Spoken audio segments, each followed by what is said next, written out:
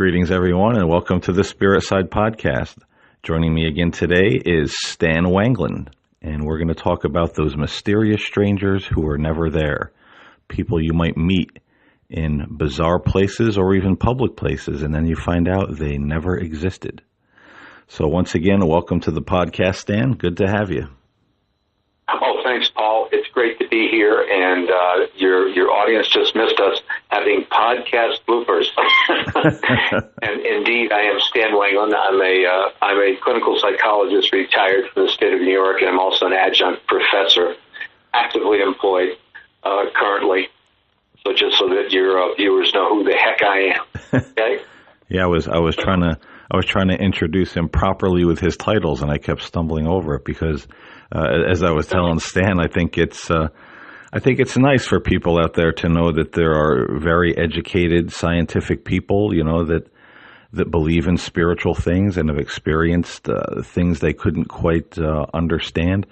I think people today have this idea that if you're scientific, that you're, an atheist, or that the concept of God or spirit is nothing but the tooth fairy and Santa Claus in the sky. So it's good, I think, for people to know that someone of your background, believes in the spirit side. Absolutely, my friend, and not just me. As a matter of fact, your audience should check out the famous philosopher Anton Flew, who was an atheist for his entire life. Famous person, and in the latter years of his life, certainly did a complete reversal. Or the astronaut, and Voyager to the moon, Dr. Edgar Mitchell. So that's just to name a couple of thousands of people who were scientists or philosophers who believe in the spirit side. Yeah, there's definitely a lot of them out there, throughout history and even the modern day. But oh yeah. And it's like I said, I think it was one of the podcasts. I don't know if you were the guest or someone else, where we talked about all of the, these institutes that are popping up where people are studying the near-death experience, because there's parts of it that just can't be explained by the dying brain. And these individuals are surgeons, neurosurgeons, doctors, Oh, sure. Very educated people who did not believe in God or an afterlife, and just by working with so many patients that had this experience, they said, something is going on here, and they started doing their research, and now they're firm believers in is something much larger and beyond this material world that we live in. Absolutely, and that's been around for quite a while, and I'm sure you're familiar with it, with the work of Kubler-Ross, Dr. Elizabeth Kubler-Ross. Yep. And these, On Death and Dying, I think, was the name of her famous book. And all these, near-death experiences, or people who were pronounced clinically, dead, and had all these kind of amazing experiences. Some people explain that away by some random events in your neuroanatomy and your central nervous system. Other people, have different explanations about that, about those kinds of things. And then other people have had all kinds of personal experiences, which I guess you could call them CBEs, or clinically based experiences. Mm-hmm. They themselves, you don't have the empirical evidence, meaning studies or so on and so forth, but, you have these events that they've seen that are based on their clinical experience. It's part of the critical thinking process as well. It's like in medicine, when studies aren't done to prove something at this point, or they are, and you also have what they call clinical-based experience, direct observations from clinical people or scientists in the field that aren't part of the study but are part of observation. So, there's a lot of that around. Some of it's bogus, and some percentage of it, has a degree of validity, I'm sure. Not unlike, extraterrestrial spacecraft or, formerly thought extinct animals that all of a sudden show up after 500 years, so people saying they don't exist, those kinds of things. There's always the possibility in many cases for those kind of things. I mean, just to throw that out there for the audience.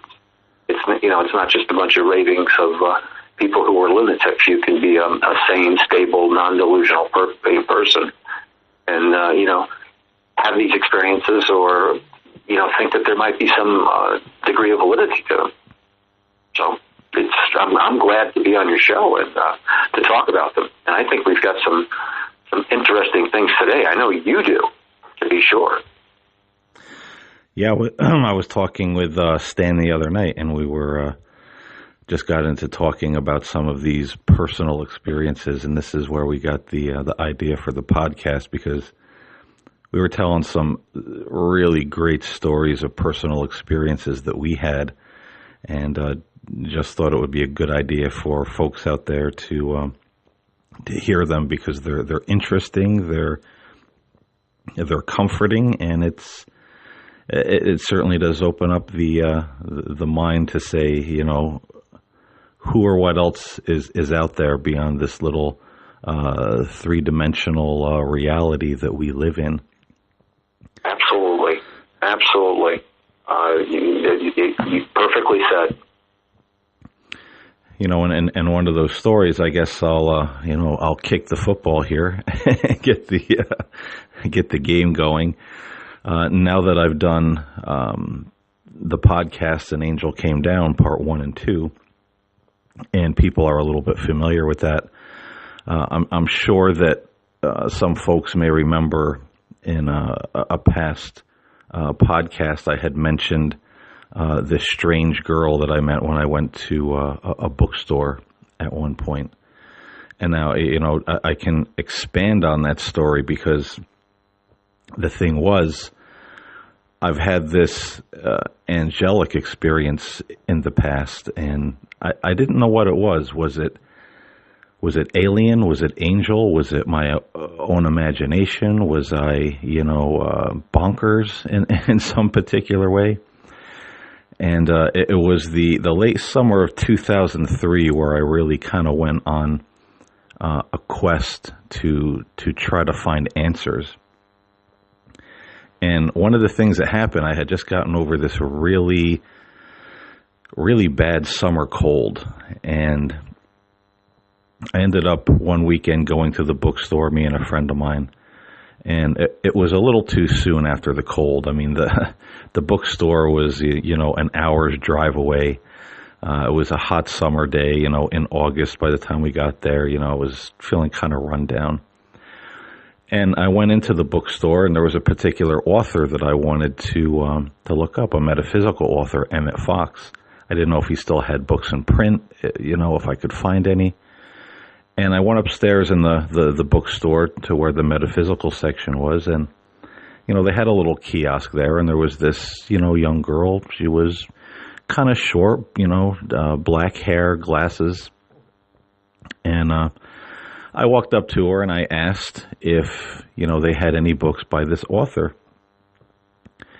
And, she, oh yeah, he's right over here. So she walks me over, to the bookshelf.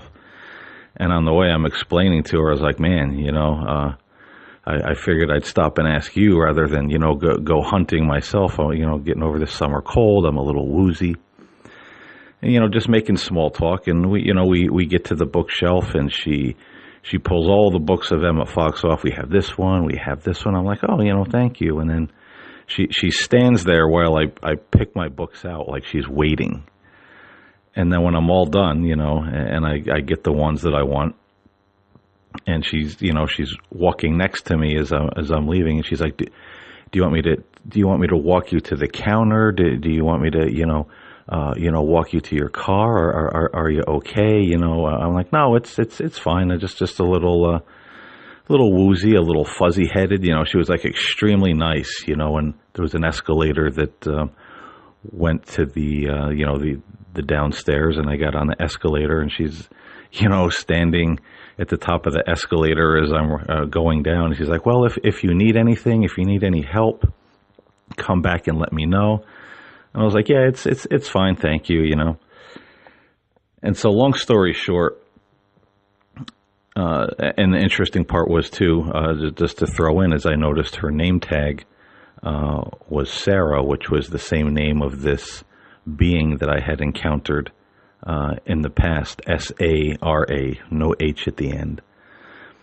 And it was a couple weeks later, you know, I was feeling better. You know, we went back to the bookstore because some of us lived at Barnes and Noble, you know, at that time. And while I was there, I went up to the usual metaphysical section, and you know, there was an older lady at the kiosk, and I just got the idea, you know, I wanted to look this girl up and just thank her for being, you know, so nice and attentive and making sure I was okay. So I went up to the older lady at the kiosk, and I said, "Excuse me, do you know if Sarah is working today?" And she kind of looked at me and wrinkled up her nose, and she was like, "Who?" And I said, Sarah, young girl, black hair, glasses. And she shakes her head and she says, we don't have a Sarah working here. No, nobody by that description. I said, are you sure? I just talked to her a couple weeks ago. I was in here. I wasn't feeling well. She was really helpful, really nice. And she said, no, there's no one here by that name or description. And the store had moved at one point. And she said, I worked in this store, you know, before we moved to this new location years ago. And she goes, I don't ever remember a Sarah working at this particular branch of the store. You know, certainly no one, you know, who fits that description. So who was she? Was she the manifestation of, you know, this energy, this being, you know, that I was going on the quest for to find out the answers? Was it something else? But there she was, one of those mysterious strangers who were never there. Wow, that's well put. And you know, when you told me that story the other day, I'd ask you the same thing that I'd ask you know, in front of your viewers that I asked you. Now, you know, you remember clearly nothing. You weren't sick or ill or on medication or any such thing when you saw Sarah in the bookstore. You can remember it just like you're speaking to me right now or doing the podcast. That's correct. Am I right? Yeah, I remember she had a light brown shirt on. Her sleeves were rolled up to the elbows. You know, the name tag. Her hair was kind of it looked a little disheveled, but not messy on the top. Mm-hmm. Yeah. And the person that you asked about this, Sarah, I mean, you checked it out with her. I mean, she knew everybody who worked there, right? It wasn't like she could have forgotten this Sarah. Yeah, I had only asked her. You know, I didn't ask anyone else. But you know, she was adamant that there was no Sarah in that store, no one by that. And as much as we went to Barnes and Noble, I mean, like I said, we went sometimes every week, every other week, and I never saw that girl again. You know, I saw a lot of other workers that I remember, you know, pushing the little cart of books or working at the counters. You know, familiar faces that were there week after week, even month after month. Never saw Sarah again. Yeah, and you know that kind of stuff is eerie, and you know, it ties into the other experiences that you have with Sarah, the other Sarah, you know, that you talked about in your you know, your other stories and podcasts. And it reminds me of I can, you know, two things when I was in college. If I might, can I add something onto your story there? Yeah, definitely. I can remember when I was an undergraduate, I was actually working with the fellow Dr. Alan Elfont at Brooklyn College, who was basically on the dynamics of group therapy. And we were just college students volunteering to participate in the group, you know, so we could learn the dynamics of group therapy. And he was, you know, working on some postdoctoral things. So it was for like credit and for learning for us and everything. And I'll never forget, one of the gals in the course was wonderful. She was a wonderful student, very nice. And out of nowhere came into the group, and, you know, we hadn't seen her in a couple of weeks, and then shared with us she was being plagued by like a poltergeist. it's like a playful spirit of something that, initially that she had had her entire life, a being that, pretty much followed her around, like the movie The Entity. And it had gotten so bad. I lived in Brooklyn at the time. This was at Brooklyn College, that she had rented an apartment, and the window of her apartment faced, you'd have to know Brooklyn or a big city, you have buildings built right next to one another. So sometimes you'll have a building and it'll be built to another building. Literally, you could reach over and shake the hand of your neighbor in the next building through the open window.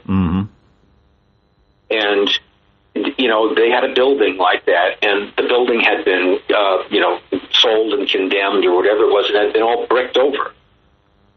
And she had this poltergeist experience, and it was doing all kinds of things in her house. And as she's standing, she's looking out this window, this one day, and hears a voice or sees something across the thing.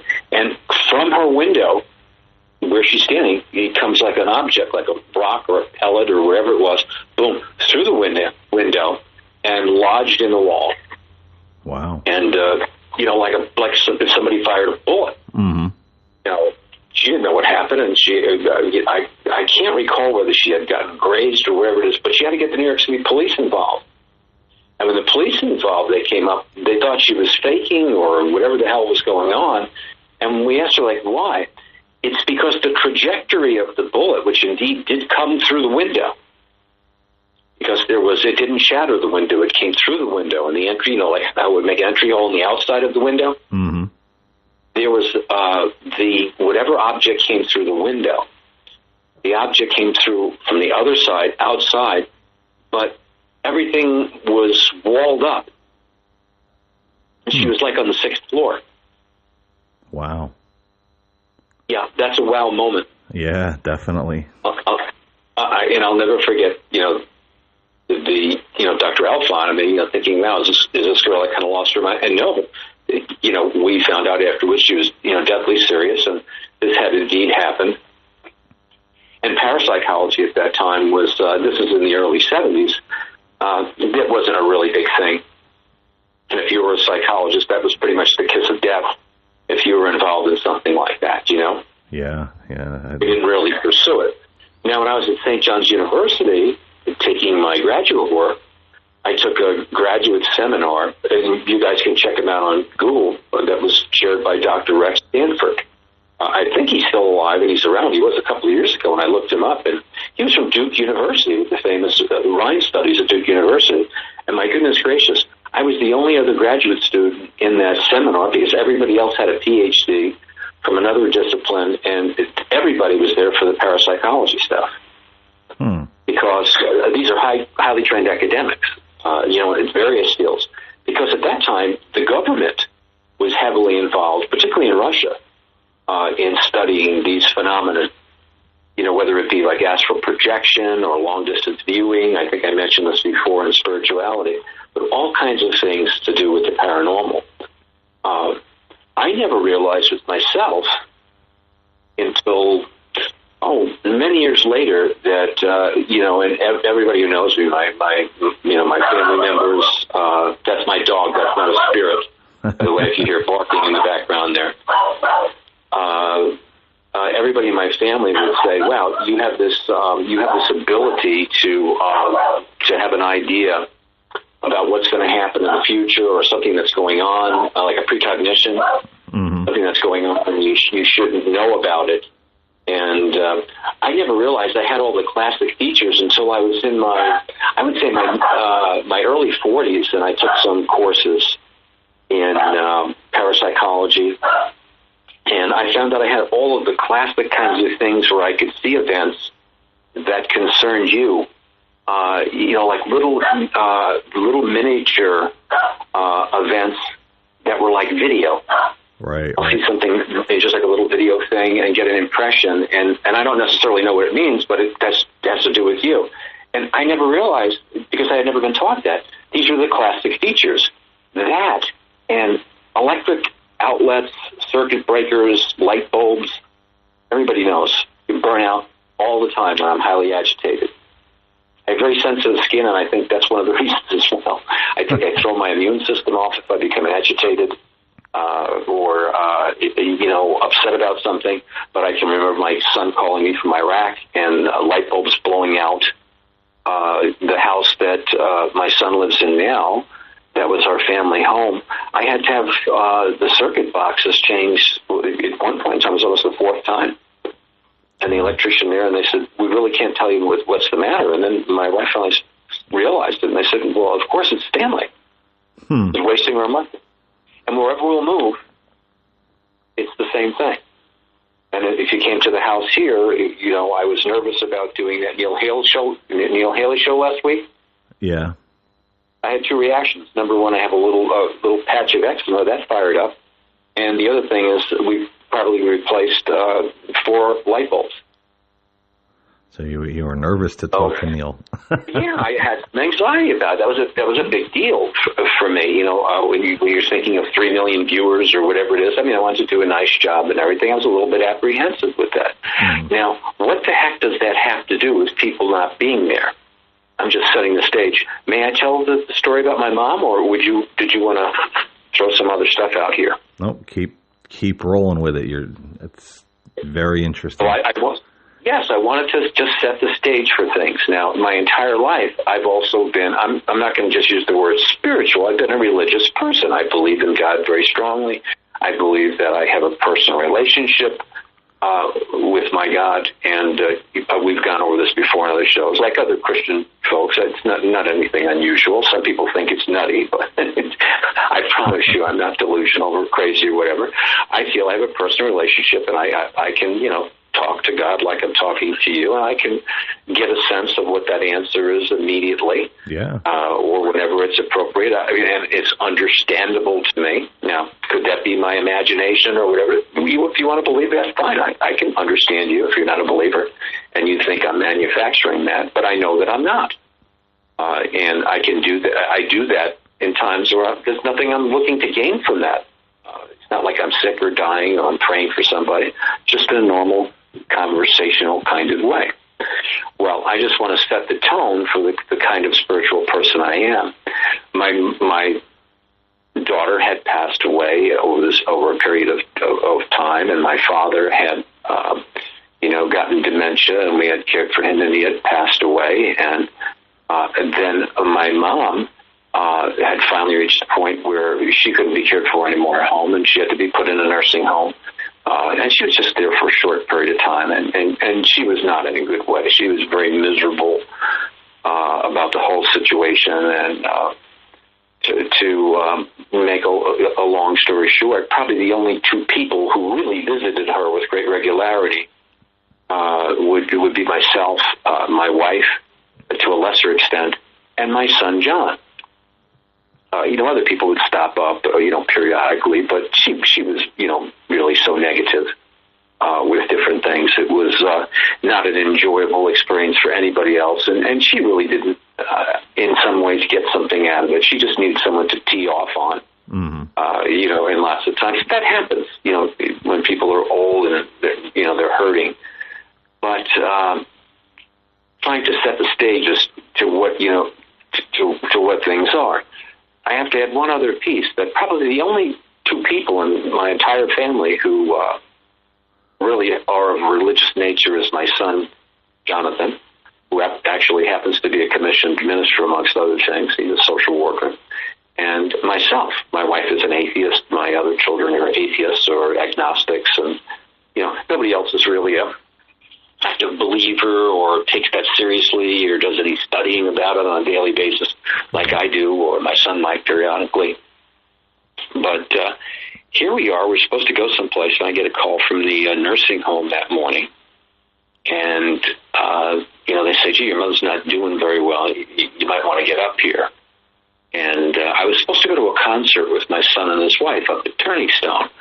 And I gave him a call and said, hey, I have to cancel. I'm going over to the nursing home, which was just a few minutes away.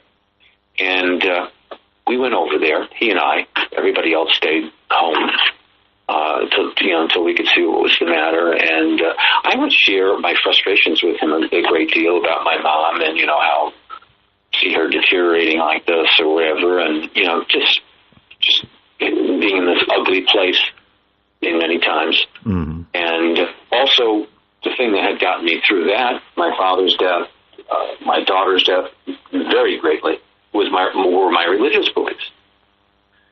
And we go there, and sure enough,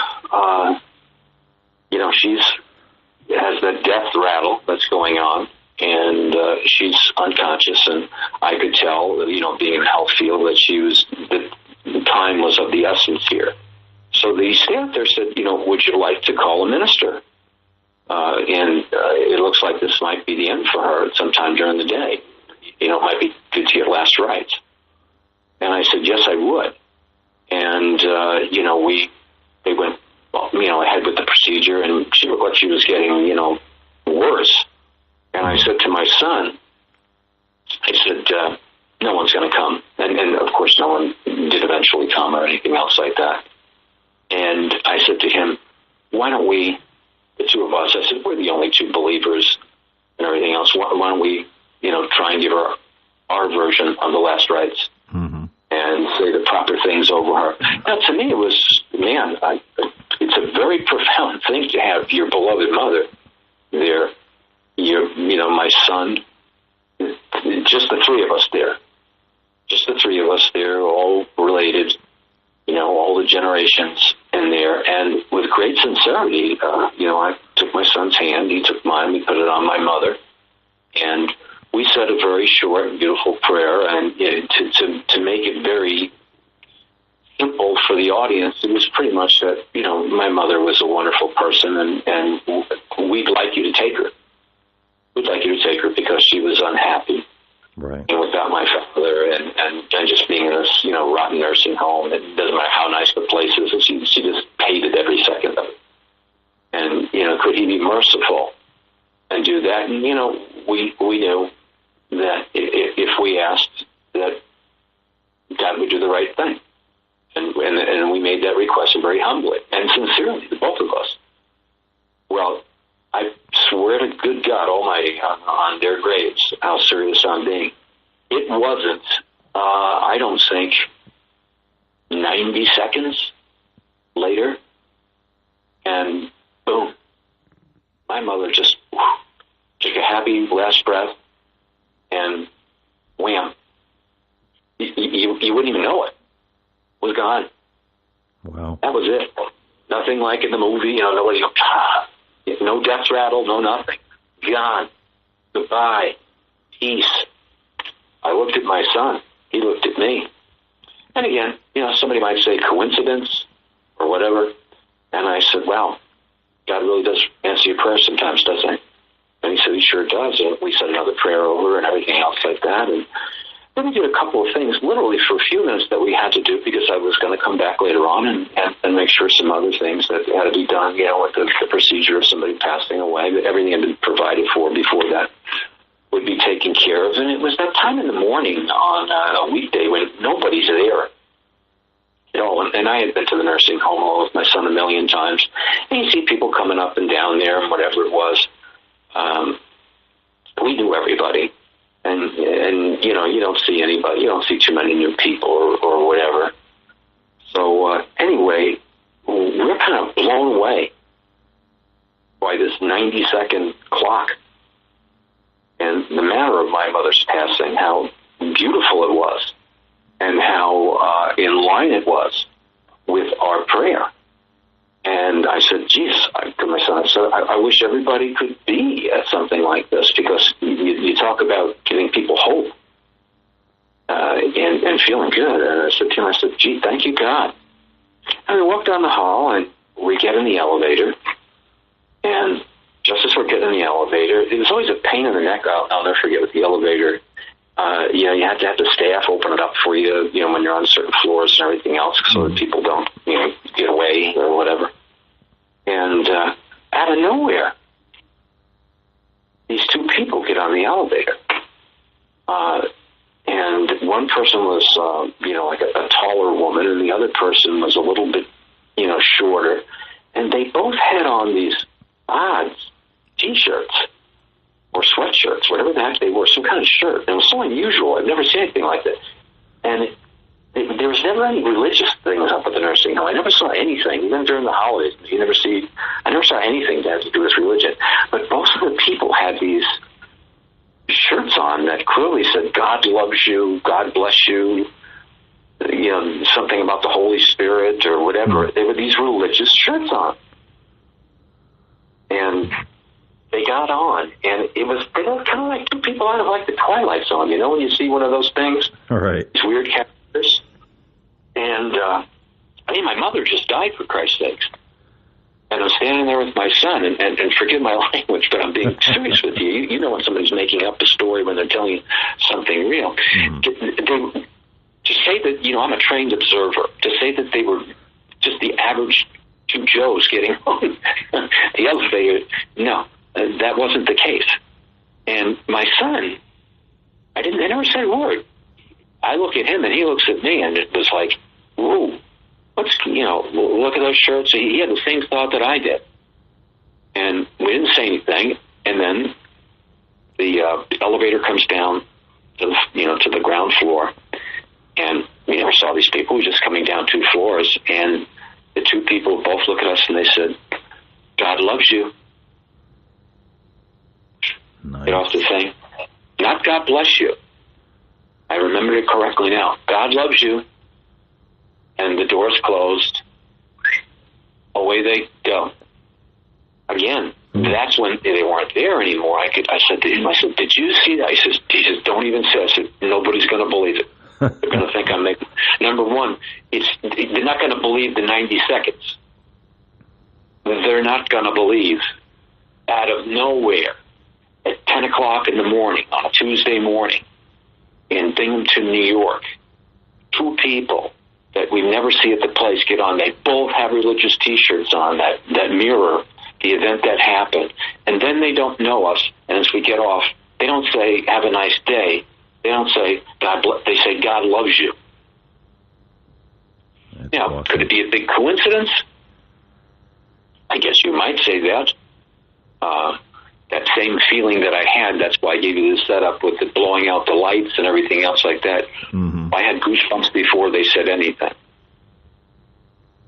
With all the random events, all the random factors that you have to make something like that come together in that short period of time in this space, I thought was extraordinary. And to me, I don't know what the heck that was. I don't know whether those were normal people, and it was just a coincidence. To me, it reminded me of the stories that I used to love to read in Greek mythology, when the gods used to walk the earth as normal people. And I'm not a big guy into where I have like a guardian angel or something like that. I'm not that. I have not had those experiences. Mm-hmm. But man, I'll tell you, that was I don't know. What do you think? You're the spirit guy more than I am on that. What does it sound like to you? To me, it wouldn't matter whether they were, again, the mysterious strangers who were never there, or just normal right. people. It would, events lining up in that way. To me, even if they were just regular people with their religious T-shirts, to me that would say, for lack of a better word, divine intervention, divine orchestration, right. for things right. to work out the way they did. But my gut tells me when I hear it, I certainly do lean more to the side of they probably weren't your everyday people walking around the nursing home with religious shirts on at 9 in the morning, just to come on an elevator at that time and give you that message. It really does smack of one of those things that, like you said, it's very, very Twilight Zone. Yeah, and you know what the thing is, as a psychologist, you say you like the scientific side of things for your audience. it's very funny. I always have to argue with my wife and family sometimes because I have allergies. And they get sick of hearing about that if they light a candle or somebody puts one of those laundry sheets in that has a scent on it or something, and it sets my skin on fire. And people don't get that until they have allergies, and they go to the doctor and somebody will say, hey, you're putting those sheets that'll set people's skin on fire in there, you better stop doing that. But this guy or this gal or this kid, can't handle that. Some people do that kind of stuff for attention. Right. And, I have a disc blown out in my back. And I'll often say the same thing to other people. I'll say, wow, you had that a few times last year. And I'll say, yeah, but I don't get what they call secondary gain from it. I don't get out of going to work. I don't get out of, shoveling snow. Nobody takes special care of me unless I have to go to the, doctor or something like that, and I couldn't drive. But I'm not getting anything out of it. You know what I'm trying to say? Mm-hmm. Nobody's saying, oh, that poor thing, it'll be, go get your back operated on if it's bothering you or whatever. I mean, people take things pretty matter-of-factly like that. I wish that wasn't the case, but sometimes I have to remind people of that. And that was how, as a psychologist, we always practice, too. If a person had a particular illness, and we questioned whether that might have some psychosomatic or psychogenic causes for that, we'd always look, and say, is that person getting any secondary gain out of that where they want that to continue, Right. So with this situation, with the people getting on the elevator or the girl in my class, there was no secondary gain from that. She didn't, get any advantage by calling the police. She didn't get any money from her parents. She got a lot of grief, as a matter of fact. I'm perfectly fine with my mother passing away and just writing it off to say, hey, what a lucky thing. We said a prayer, and a minute later she passed away. I guess she lucked out. Thank you, universe, for listening to us. Mm-hmm. So we weren't looking for that. We didn't need that to reaffirm our faith in our religion or anything. We didn't need those things. So there was no inner need that I'm aware of that I had or my son had. Quite the contrary. We had each other. We had my mother. We knew she was at peace. All of our needs, all of our wants, had already been met. So it was like your story about Sarah or the girl in the bookstore. What's the point? What gain would you have by making up that story? Yeah, there's certainly not going to make me rich or famous telling that story. Am I right or wrong? I mean, that's what a policeman would say. I mean, I've worked in forensics and everything. It's like when you get somebody and you say, where were you? Somebody's accusing you of something, and they say, where were you on Tuesday? January 3rd. That was 2 months ago. Oh, I was at the movies and I saw this, and I was with my friend. Well, you might have a great memory. That could be a possibility. There might be some reason. Well, I've taken forensic training. You'd say, what makes you remember that? How do you know that's the fact? Well, I heard that, I looked at the clock on the wall because I heard an alarm go off or whatever. Or you would say, hey, your memory's too good because you were forming an alibi. Right, right. So if I said to anybody in the audience, like, what were you doing last Tuesday? I bet you 75% of the people, unless you have a schedule at work or something, you can't remember. Mm-hmm. I can't tell you what I had for dinner 2 days ago, or even yesterday sometimes. And I don't have dementia. Why would I be remembering all that silly stuff? Yeah, that's true. So very true. It's. I think when we look at things scientifically, and people tell us stories, well, when they're incredible stories, if we want to, it's important to try and find some confirming data for those things. But sometimes, just because we don't have that confirmation, doesn't mean they didn't exist. Or it doesn't mean that those things are not extraordinary or extrasensory kinds of things, events that can happen. And, you might say that we can't prove that this happened, But sometimes people are saying things, that have a high degree of believability. There are people who have a good sterling reputation, that their stories have high reliability and validity to them. Mm-hmm. Absolutely. And if I'm not beating it to death, it's one of the things why, you want to pursue it. Or at least if you can't prove it, to tell the story, and, somebody will eventually be out there, and if there's some way to determine it, that'll be the link so that we discover it. What it might be. And speaking of good stories, I'm going to hop into my next tale of the unbelievable. About your grandmother, right? Yep, and you heard this one the other night about my grandmother who had a stroke. This was back, I think she passed away in, I believe it was the spring of 1986. And she'd had a stroke, and what they didn't know is that she had, cancer in her liver, and it had spread, and, they thought that the stroke had, been caused by that, somehow. But she was very depressed because she couldn't walk. She had a, hard time lifting her right arm, very independent woman. She was in the hospital. They sent her home. She kind of hobbled around with a walker. And, long story short, she ended up kind of getting worse and, having other symptoms and, not feeling well. And that's when, they took her back to the hospital and discovered, there was, cancer in her liver and, spreading, throughout the body. And it got to a point toward the end, it was probably about a week after she went back in the hospital that she had passed away.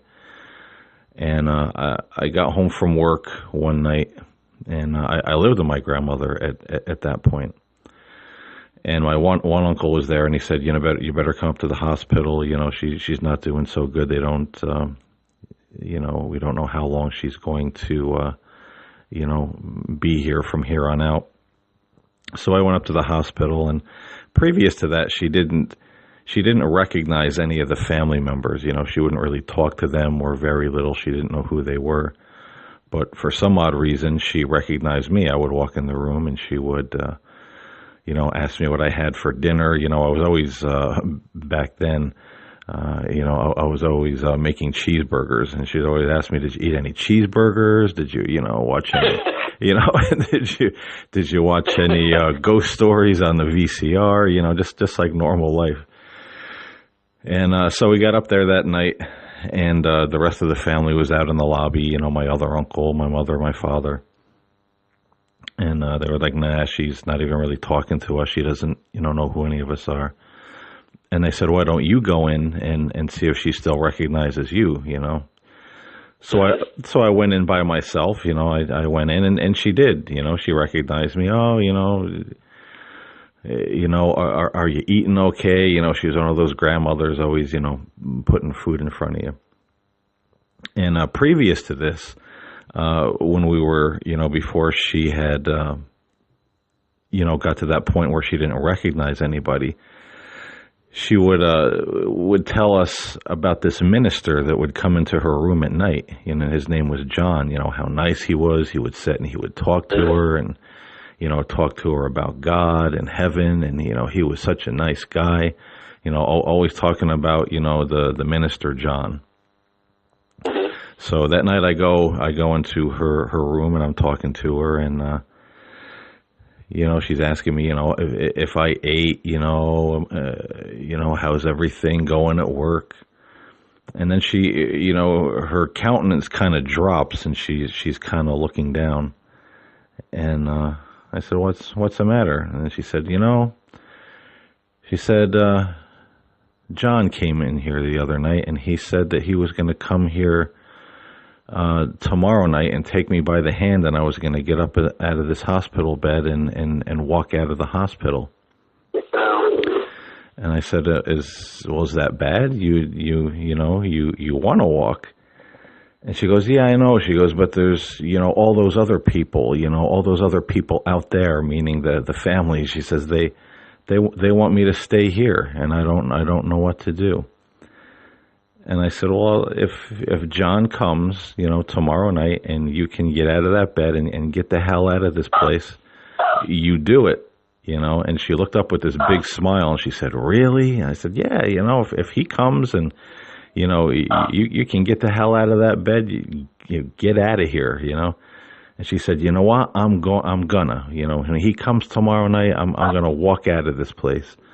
And it was exactly the next night that she passed away, just when she said that John was going to, come and take her by the hand.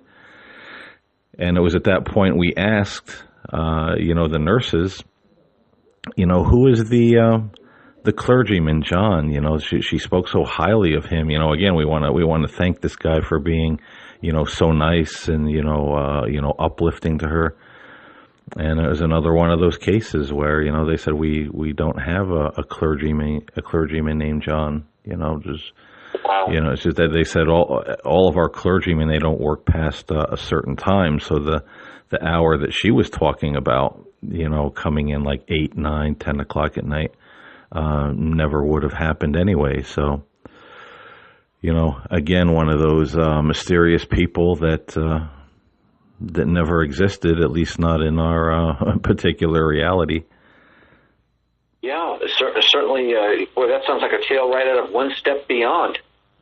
I'm dating myself, but that was the precursor to the Twilight Zone. My Lord, that is quite the story, and yeah, I love the title that you gave. The people, what is it again? People who, the person who was not there? Those mysterious strangers who were never there. Right, those mysterious strangers who were never there. I wonder what experiences that your audience has. It would be great if they can share some of those with you, and in another podcast we could discuss some of them. Because boy, what a fascinating topic. What would happen if all of a sudden several people really like this podcast and they say, this is a wonderful podcast, you and Stan do a wonderful job together, and then they'll say, you're going to do another one, and you have to get back on and say, well, I called up Stan, and then I got this woman, Ramona, and I said, is Stan there? And she said, Stan who? Yeah. And he said, Stan Wanglund. And she'll say, Stan passed away several years ago. You never know. There's a story. And not even here. If I may throw that in, I was up in Lake George probably, probably about 10 years ago before I met my wife, and I went to this old, it was a bed and breakfast. It was once, an old Victorian house they converted, and there was a local author there who wrote, a number of books on paranormal experiences, and he said the author had written in the book that he injured his back, coming off his front step. He tripped, he twisted his back, and he ended up going to this chiropractor, and he said the guy was really good. He worked on him, and he used very peculiar techniques like, bar magnets that he placed on his back, and all these different techniques. And he said, man, he was so good, and I immediately felt better. And he said it was probably I don't know how much time had passed that he he had another issue that he wanted to go to a chiropractor, so he went back to this office, and it was abandoned. And he said, he must have moved, and he looked this chiropractor up, and come to find out this particular chiropractor, Dr. Whatever his name was, had passed away in like the early 1900s. He lived in the area and he practiced, but it was many years ago that he was deceased. And that office was not occupied by anybody. So having a chiropractic adjustment by a dead guy, I guess that would fit the bill of the stories we're Yeah, talking about. that's wild. That's wild, boy. I'll tell you. I'm not going to sleep tonight after these stories. And by the way, I'm going to call that, when I told you that thing about you calling my house and Stan is near, that's the mysterious joke that wasn't. A joke. In case, I know it's like a joke grenade now. It's been about 7 minutes since I threw that out there. I thought I would lighten it up there a little bit and appear to be very clever. And, well, you failed. Spiritual moment there. There's no joking on the spirit side now. The spirits don't like that ball. I'm telling you, that they possessed me and said, this isn't going to fly. That's true. Do you have any more time on your show today, or shall I hold? Or do I have to hold my story on the poltergeist experience? Well, if you think you can tell it in 10 to 12 minutes, I think we're good to go. I think I can shorten it, with that famous last words, but I'll try and be very quickly, do it very quickly, and it takes away from it, but I'm going to do it anyway. And this is very true, and this story can be documented. In the late 70s, I married my children's mother, and we were newlyweds, and I was living in an apartment with my ex-wife right behind the Masters Golf Tournament on Rays Creek. It's very famous. And we had this beautiful apartment that was on the second floor, and it faced to the back of Rays Creek, which is this beautiful wooded setting and everything else like that. So to make a long story as short as I can, we were entertaining one night, and I had decided to move back to New York with my wife in about a month, and we were having some company over, and the guy downstairs was a captain in the Army, and his wife. And this is important because we live very close to Fort Gordon, Georgia, which is in Augusta. And I went downstairs with him because he lived in the downstairs apartment, and we went out in the back. It was a beautiful night, and I wanted to have a cigarette and a glass of cream sherry with him there, and we were I was having a cigarette, and he was having a smoke and a glass of sherry after dinner. And all of a sudden, he says, "Look out!" And I said, "What?" And boom, kind of like a shot or something comes by. And I said, "What the hell was that?" And there was like a screen glass, like French doors that he had downstairs, and it had cracked like a gunshot, but it wasn't a gunshot, a thing in the window. And he says, "Don't you see that black shadow over there of a guy?" And I said, "No." And I said, "Holy Jesus." Anyway, it went from that to a lot of crazy stuff, and we went back in our apartment and went upstairs. I was telling my wife, I said, "Jesus, some guy downstairs." And then all of a sudden, we hear this bang on the door, and we go down, there's nobody there, and the phone rings a few times. Nothing happens, and then we hear more of a bang on the door again. And now remember, there's no cell phones now or anything else like that.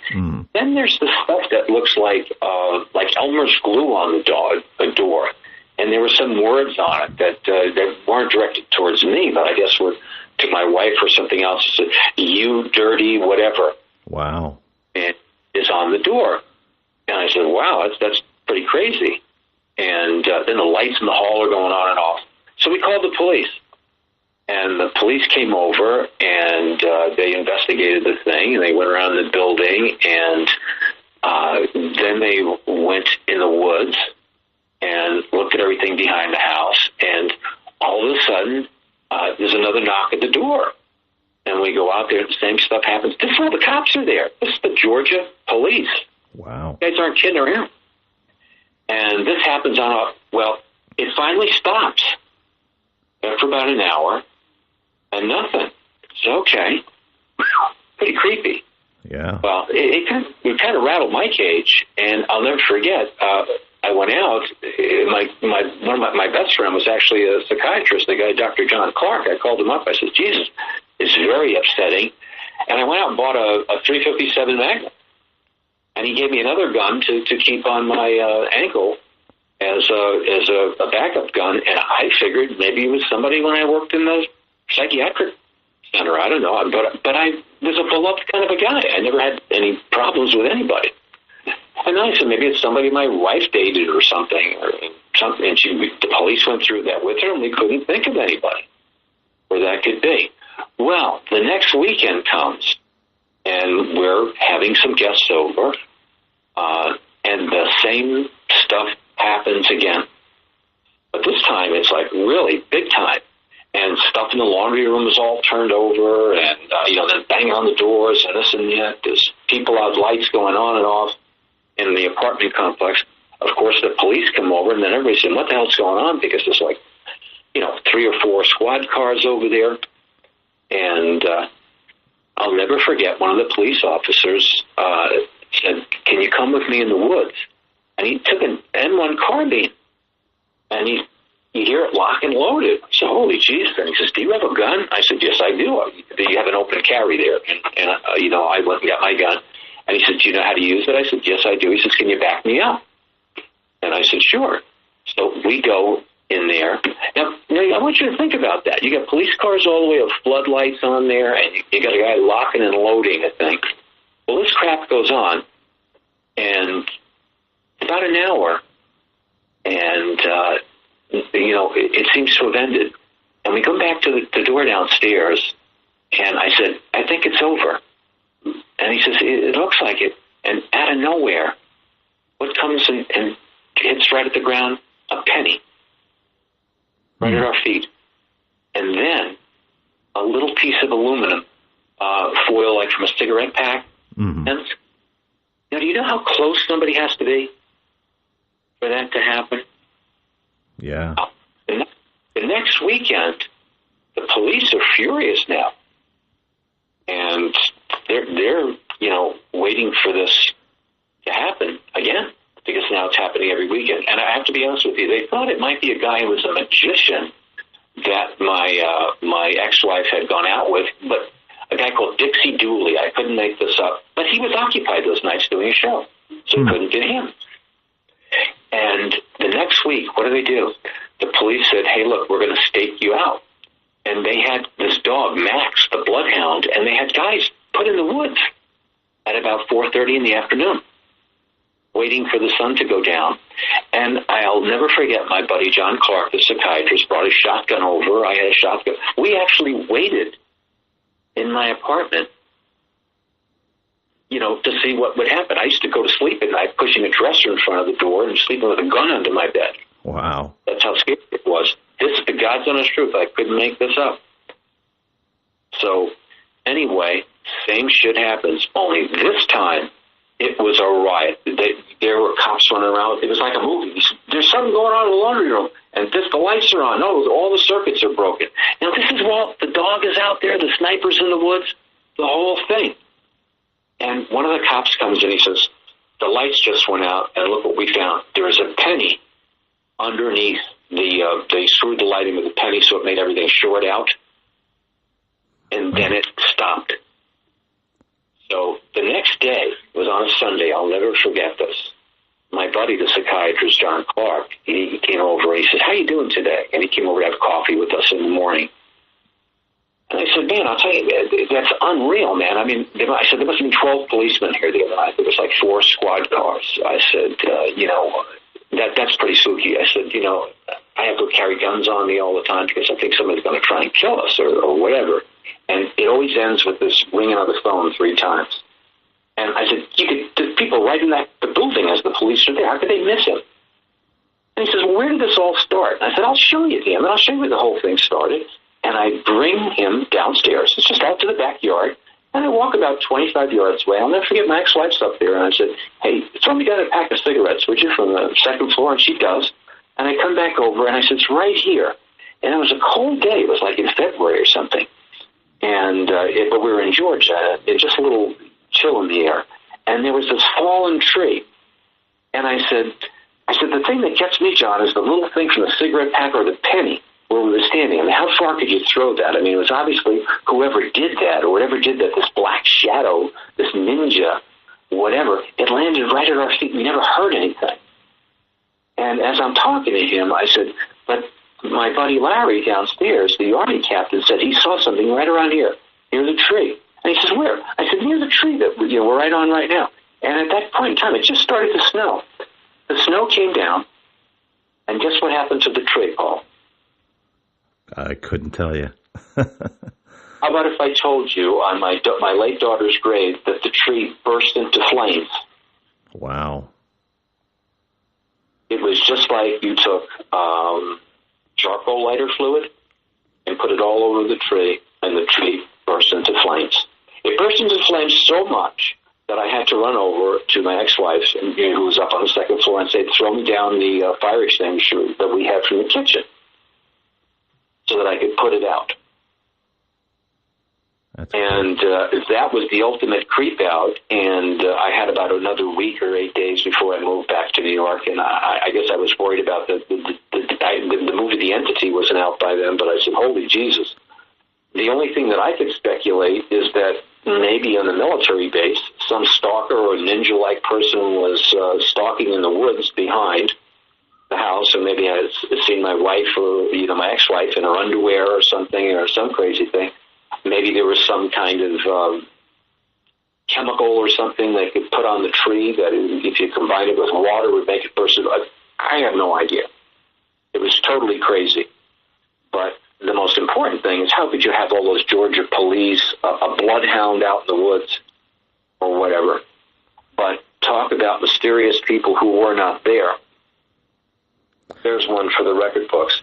Now, absolutely positively, that's documented. If they keep those things on a police blotter with the Augusta police. And that went on for 4 weekends.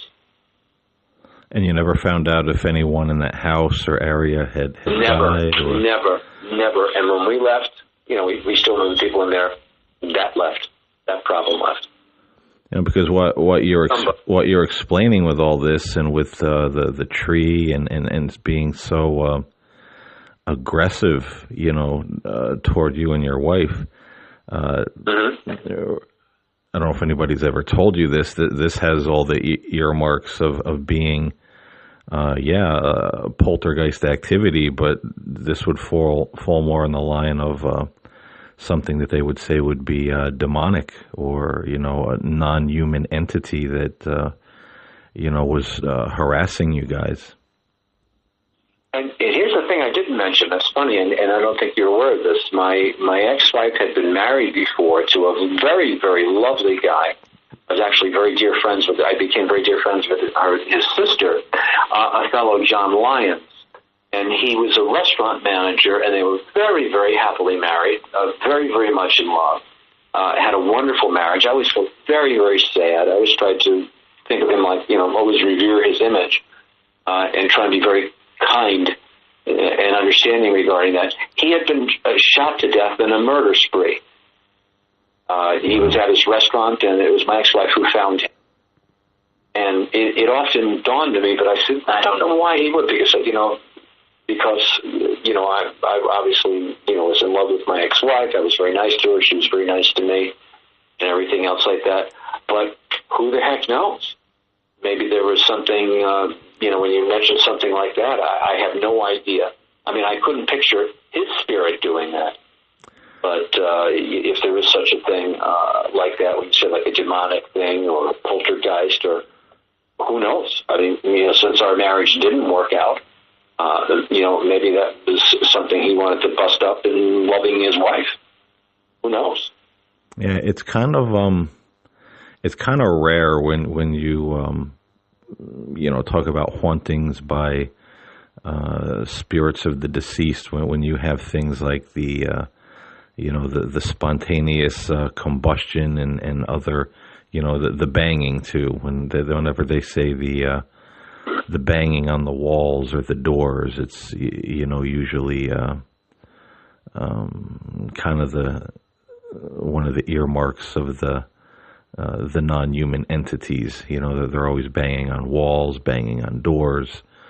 The very hateful things that were on the door, about your wife. Yeah, they were. Well, that's right. Yeah. Those things are usually very foul. And I would ask, did you guys ever smell any odors? No.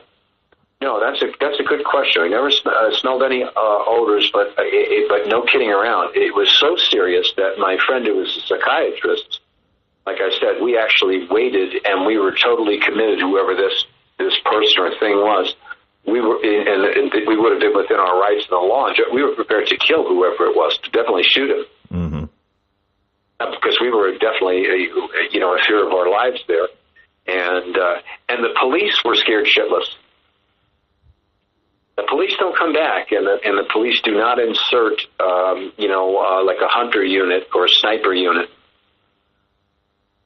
And I couldn't make it. I welcome your audience to check out Max the Bloodhound from Augusta, Georgia, in the late 70s. Yeah, he was the tracker and whatever dog, and they were pissed off. They wanted this guy.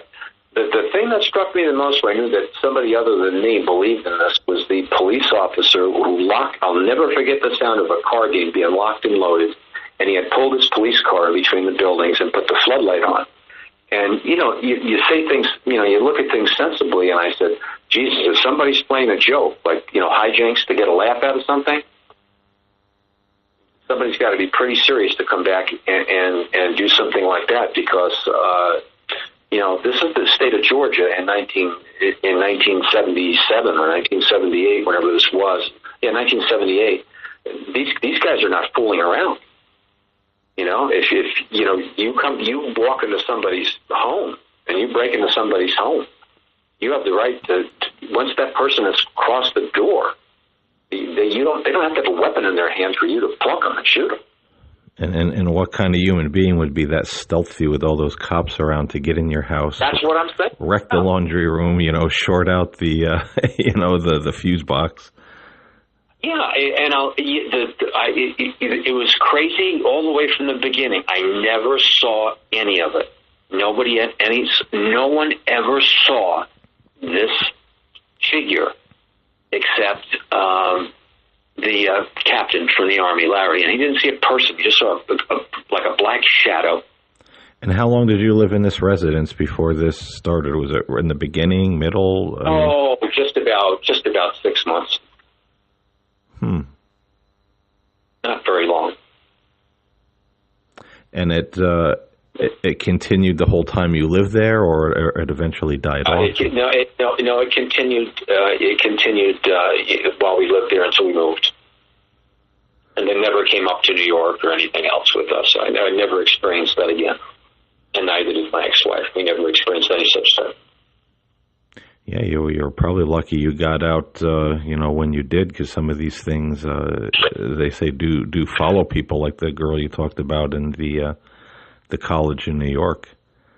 And, the South is, they say it's very haunted, almost like England. There's so much history down there, of, was this person, was this, as we said, a non-human entity? It's very hard to tell, but really what sets it off for me is the tree. Usually when you see things like that, if you had the big guns come in, the paranormal investigators with all their team, I would place money that they would have concluded during their investigation that this was probably, of a demonic nature and not just a typical haunting.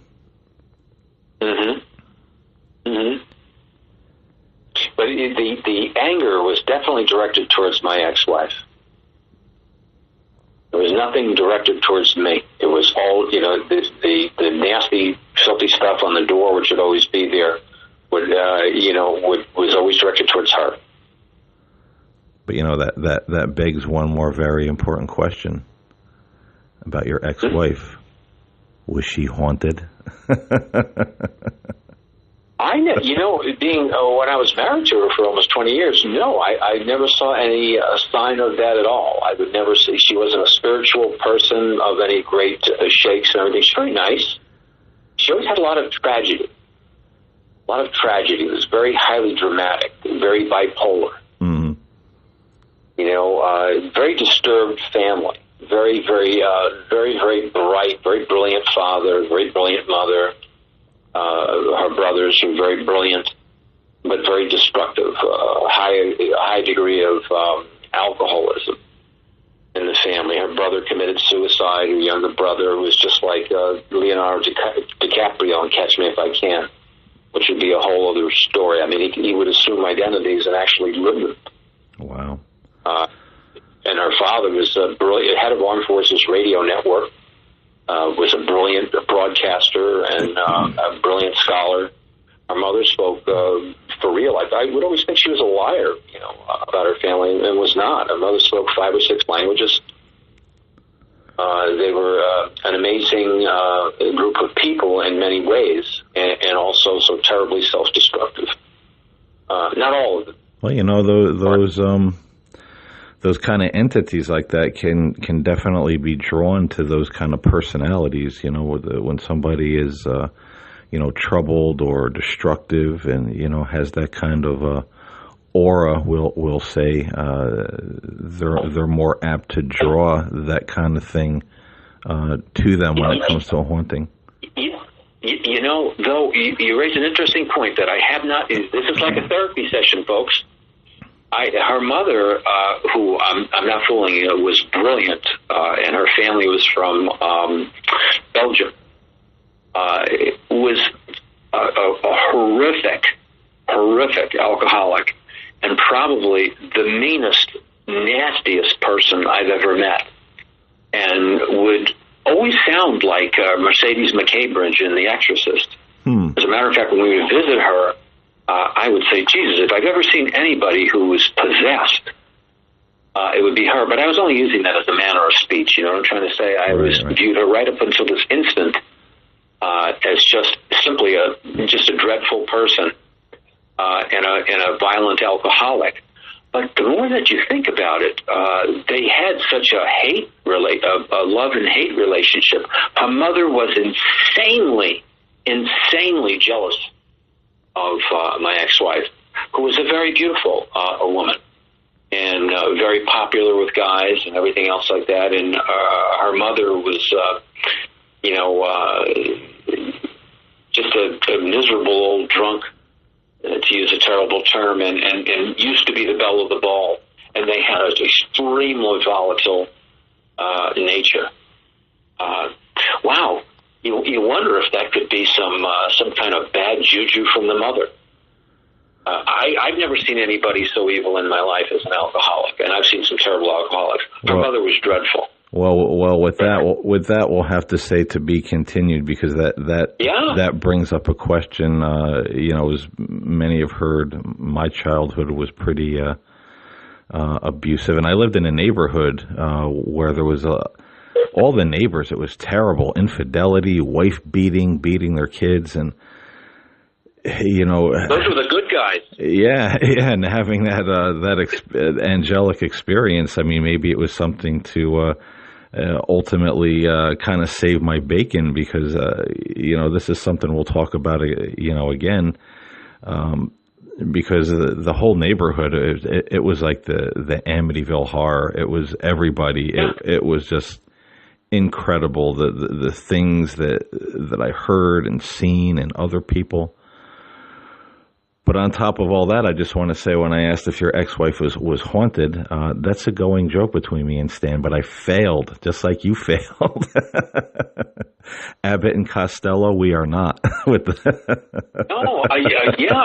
that's true. Because the one thing I love about doing podcasting, and you do it so well, I hope I do the same thing on my show, and there's no script here. I seriously doubt that you're going to edit one word of this unless it's for time and everything. So this is like a conversation that we're having, not only with one another, but as I'm conversing with you, I'm getting a very positive vibe from the people that will listen to you, that some collective wisdom is out there to say that, hey, Stan and Paul are open as critical thinkers to different possibilities. Definitely. Not, ruling out conventional wisdom or science, or just saying it wasn't some crazy soldier who had ninja skills. I don't know. It didn't appear that way to the police or me or a trained psychiatrist. Mm-hmm. So, but that doesn't mean it couldn't be so. But what an interesting, this is like raw. This is authentic, raw, live, spontaneous, taking a look at stuff. Fascinating. And it's nobody else enjoyed this podcast. I'm sorry, folks. I loved it. I got something out of it. Yeah, me too, definitely. And I won't edit anything, because if it runs over time, if it's short, if it's long, if it's good and meaningful and from the heart, then I say, hey, people should hear it and make their own judgments on what they think about it. But we are out of time here, and I just want to say I appreciate you coming on the podcast once again, Stan. My pleasure. And that's when you jump in and say, my pleasure. But yeah, we will do this again. We definitely have more topics to cover, and I certainly look forward to it. Well, thank you, my friend, and thank you to your audience, and God bless everybody, and peace to everybody, and happy holidays. Thanks for listening, and I'd love to hear your ideas. And just so everyone knows, that Stan is the trained psychologist. I'm going to have him back once I finish my angel story, and we're gonna have a little discussion about does he believe it or not? What does he think as a trained psychologist? Does he think I'm bonkers? Does he? And he will tell the truth. He's just because he's spiritual and funny, he's not a guy who's going to set back and go, oh yeah, I believe something, when in the back of his mind he's going, this guy needs meds, So I've already taken care of that with your wife, so I'm not too worried about it. Eat the applesauce tonight. That's the first good sign, folks, when we're laughing about it and saying that the possibility is that it's highly it's hard stuff to believe. That's when you know that people are at the very least, they may not be giving you the correct interpretation of things, but they're giving you a sincere one. That they're not kidding you. They're not pulling your leg. and I know Paul is not pulling your leg. And goodness gracious, I wouldn't give you a swear on my daughter's grave. I haven't made up a word of anything I've told you either today. Okay. All for real. I can take a lie detector test. Yeah, that's the same here. Definitely no nonsense. It's me, this is why the spirit side, me and the spiritual and God and the paranormal, it's been kind of hand in hand my whole life. And whether there's a reason for that, or it's something I just, those are reasons I can discuss in future podcasts. But anyway, Stan, awesome having you again. And, everyone out there, we appreciate you listening to our conversation here, and we will see you in the next episode of The Spirit Side. Peace.